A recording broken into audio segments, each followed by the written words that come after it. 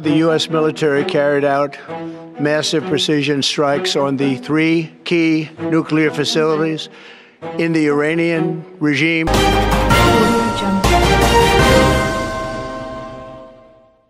আঞ্চলিক অস্থিরতা নিয়ে সতর্কতা। আন্তর্জাতিক ডেস্ক।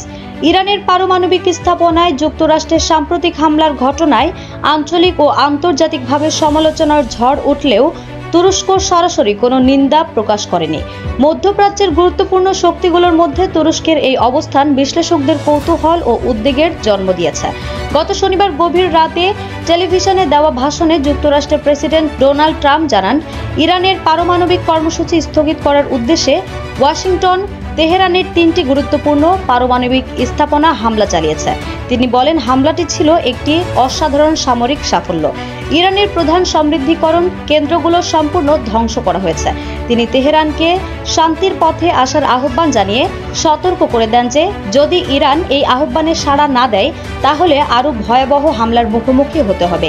এই হামলার পরপরই বিভিন্ন আঞ্চলিক শক্তি এবং ইরানের মিত্র রাষ্ট্রগুলো এর তীব্র সমালোচনা করে।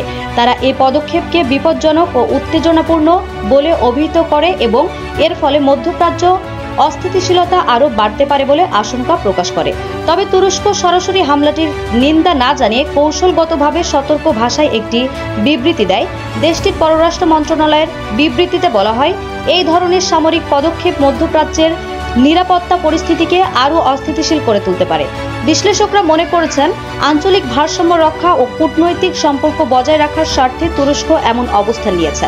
তবে তুরস্কের এই নির্লিপ্ত প্রতিক্রিয়ায় ভবিষ্যতে আঞ্চলিক ভূরাজনীতিতে নতুন উত্তেজনা তৈরি করতে পারে বলেও আশঙ্কা করা হচ্ছে।